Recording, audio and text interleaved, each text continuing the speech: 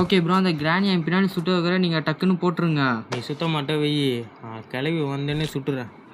Bro bro சீக்கிரமா அதை கொல்லுங்க, இல்லை என்ன கொண்டுறோம் போய். கிளவி வா, குண்டு போட்டாச்சு, பண்ணிட்டு அவள் தான் முடிஞ்சிச்சு. ஓகே ப்ரோ, அதை மண்டி போட வச்சாச்சு. சரியான அடி கிளவிக்கு. நான் அடிச்ச அடியில் இன்னும் 10 நிமிஷத்துக்கு என்னடா இது உடனே எழுச்சிக்குது. காலில் ஒன்று போடாச்சு.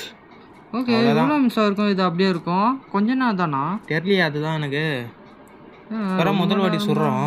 இப்போ உள்ளே போய் எதா இருக்குதா போய் பார்க்கலாம். பாருங்க, இதோ நான் வெளில அதையே பார்த்துன்னு இருக்கேன், ஏஞ்சிக்குதா இல்லையான்ட்டு. ஓகே, இது கிடச்சிச்சு இப்போ. ப்ரோ ஏஞ்சிக்குது ப்ரோ திரும்பி. அப்படியா? ஆமாம், அதோ சுத்தின்னு இருக்குது. ஏஞ்சிச்சா? இதோ என்னதான் தொத்தின்னு இருக்கு. கிளவி தலையில ஒன்று போடுறோம்.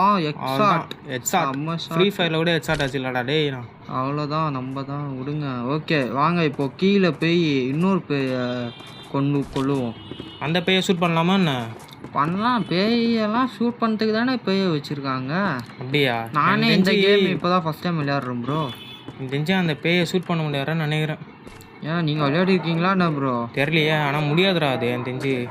சரி வாங்க பார்த்தா ஒரு வாட்டி என்னை வந்து அடிக்க வந்துச்சு, கீழே அப்படியே மாறி போச்சு. இந்த கேம் ஏற்கனவே விளையாடி இருக்கீங்க போல ப்ரோ. உள்ளே போங்க, அதோ நான் பின்னாடியே வரேன். இப்போ எங்கே இருக்கும் அது? நீ எதாவது பண்ணுறா பேசாம, அந்த கிளவி வரி வச்சு கிளாஸ் வச்சு அதே மாதிரி இதெல்லாம் பண்ணு. இவ்வளோ வழி இருக்கு. உள்ள போங்க, இந்த சைடு போவாதீங்க. டோர் உள்ள போலாமா?